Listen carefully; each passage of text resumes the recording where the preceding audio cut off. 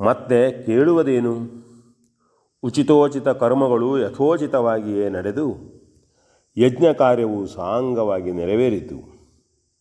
ಆಜ್ಯಾಹುತಿಯಿಂದ ಅರಳಿದ್ದ ಮುಖವುಳ್ಳ ಅಗ್ನಿದೇವನು ಪ್ರಸನ್ನನಾದನು. ಹವಿಸ್ಸನ್ನುಂಡ ದೇವತೆಗಳು ಸಂತುಷ್ಟಿಗೊಂಡರು. ಬ್ರಾಹ್ಮಣರು ದಾನಭೋಜನಗಳಿಂದಲೂ ಋತ್ವಿಜರು ಸುದಕ್ಷಿಣೆಗಳಿಂದಲೂ ಸುಪ್ರೀತರಾದರು. ಮಾನವ ಸಹಜವಾದ ಬಯಕೆಯಾಗಿ ಬಹುಕಾಲದಿಂದ ಹೊಂದಿಯೇ ಬಂದಿದ್ದ ರಾಜ ರಾಣಿಯರ ಪುತ್ರಕಾಮವು ಯಜ್ಞಪತಿಯಾದ ಮಹಾವಿಷ್ಣುವಿನ ಪ್ರೀತ್ಯರ್ಥವಾಗಿ ಕಾಲಪುರುಷನೇ ಅಧಿದೇವತೆಯಾಗಿದ್ದ ಈ ಯಾಗದ ಪೂರ್ಣಾಹುತಿಯೊಂದಿಗೆ ತ್ಯಾಗರೂಪದಿಂದ ನಿಶೇಷವಾಗಿ ಹೋಮಿಸಲ್ಪಟ್ಟಿತು.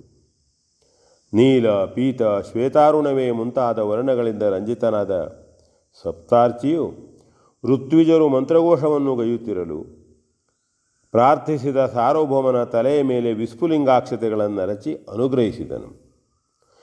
ಯಜ್ಞದ ಅಜ್ಜಶೇಷ ಹವಿಶೇಷಗಳಾದ ದಿವ್ಯ ಪ್ರಸಾದವನ್ನು ಯಜ್ಞಪುರುಷನ ಪ್ರತಿನಿಧಿಯಾಗಿ ಅದ್ವೈತವು ದೀಕ್ಷಿತನಾಗಿದ್ದ ಸಾರ್ವಭೌಮನಿಗೆ ದಯಪಾಲಿಸಿದನು. ಮಹಾರಾಜನು ಅದನ್ನು ಗುರುಚರಣ ತಲದಲ್ಲಿಟ್ಟು ನಮಸ್ಕರಿಸಿ ಪೂರ್ಣಾಶೀರ್ವಾದದೊಡನೆ ಮರಳಿ ಪಡೆದು ತನ್ನ ಪತ್ನಿಯರೊಂದಿಗೆ ತಾನು ಭುಂಜಿಸಿ ಕೃತಕರ್ಮ ಸಮಾಪ್ತಿಯ ಪೂರ್ಣಾನಂದವನ್ನು ಪಡೆದನು. ಅರಸನನ್ನು ಹೊಗಳುವವರು ಹೊಗಳಿದರು, ಕೊಂಡಾಡುವವರು ಕೊಂಡಾಡಿದರು, ಹರಸುವವರು ಹರಸಿದರು, ಅನುಗ್ರಹಿಸುವವರು ಅನುಗ್ರಹಿಸಿದರು. ಒಟ್ಟಿನ ಮೇಲೆ ಯಾವುದೋ ಸಂತೃಪ್ತಿಯ ಭಾವವೊಂದು ಎಲ್ಲರ ಹೃದಯದಲ್ಲಿಯೂ ಮೂಡಿ ಮುಖದಲ್ಲಿ ಮಿನುಗುತ್ತಿತ್ತು. ರಾಜರಾಣಿಯರು ತಮ್ಮ ಬಯಕೆಯನ್ನು ಪೂರ್ಣವಾಗಿ ತೊರೆದಿದ್ದರೂ ಅದನ್ನರಿಯದ ಸಾಕೇತದ ಸರ್ವಜನರು ಪುತ್ರೇಚ್ಛೆಯೇ ಪುತ್ರಕಾಮಿಷ್ಟಿಯ ಉದ್ದೇಶವೆಂದು ತಿಳಿದು ಇನ್ನಾದರೂ ತಮ್ಮರಸನಿಗೆ ಸತ್ಸಂತಾನವು ಪ್ರಾಪ್ತಿಸಲಿ ಎಂದು ಆಶಿಸುತ್ತಿದ್ದರು. 3 ಮಂದಿ ರಾಣಿಯರ ದಾಸಿಯರು ಪ್ರತ್ಯೇಕವಾಗಿ ತಮ್ಮ ತಮ್ಮ ಒಡತಿಯರೇ ರಾಜಪುತ್ರನನ್ನು ಹಡೆಯಲಿ ಎಂದು ನಿರೀಕ್ಷಿಸುತ್ತಿದ್ದರು.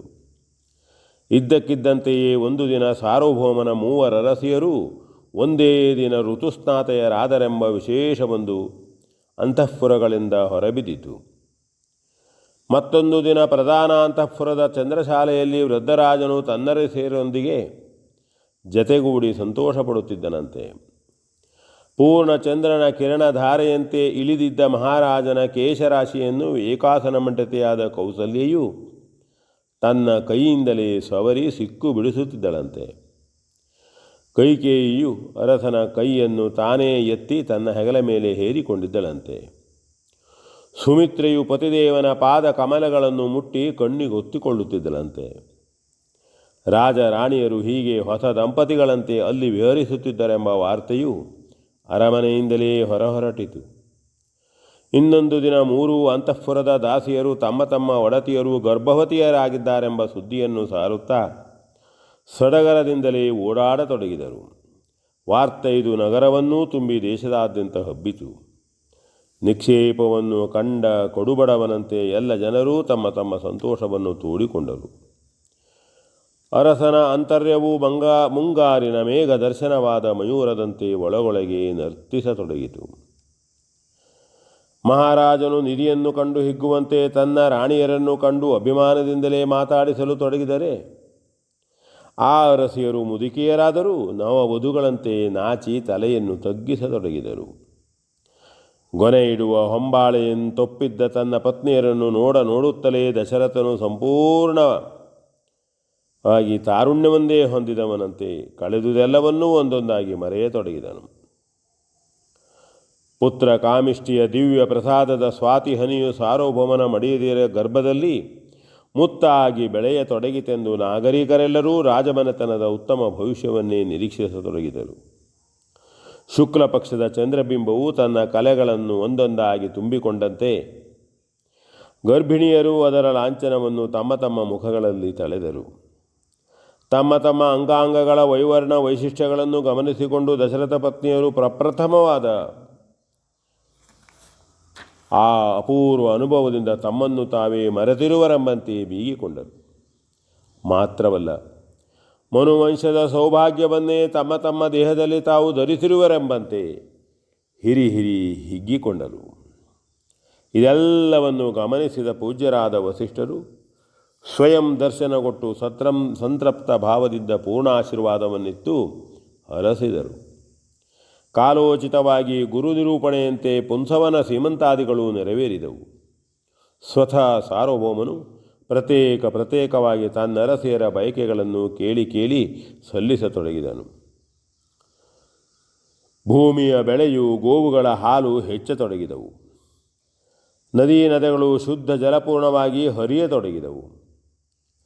ಹೆಚ್ಚಿದ್ದ ಪುಷ್ಪಗಳ ಬಂಡನ್ನುಂಡು ತುಂಬಿಗಳು ತಾವಾಗಿ ಝೇಂಕಾರದ ತಾನವನ್ನು ತೊಡಗಿದರೆ, ಮಾಮರದ ಚಿಗುರನ್ನು ತಿಂದು ಕೋಗಿಲೆಗಳು ರಾಗದ ಆಲಾಪನೆಯನ್ನೇ ಆರಂಭಿಸಿದವು. ಚೈತ್ರ ಮಾಸದಲ್ಲಿದ್ದು ವಿಜೃಂಭಿಸುತ್ತಿದ್ದ ಪ್ರಕೃತಿಯನ್ನು ಕಾಲಪುರುಷನು ವಸಂತ ರೂಪದಿಂದ ತಳುಕಿಸುತ್ತಿದ್ದನು. ಬರಿಯ ಮೋಡಗಳು ದೂರವಾಗಿ ಶುಭ್ರಾಭ್ರವು ಚೆಲ್ವಾಗಿ ರಂಜಿಸಿತು.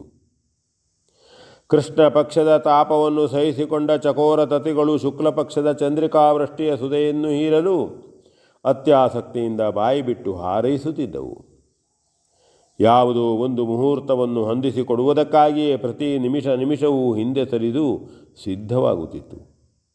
ಅಂತೆಯೇ ಉರುಳುವ ದಿನಗಳು ಉರುಳುತ್ತಿದ್ದಂತೆಯೇ ಸರ್ವೋತ್ಕೃಷ್ಟವಾದ ಚೈತ್ರ ಶುದ್ಧ ನವಮಿಯು ಸುಮುಹೂರ್ತಗೊಂಡು ಸನ್ನಿಹಿತವಾಯಿತು.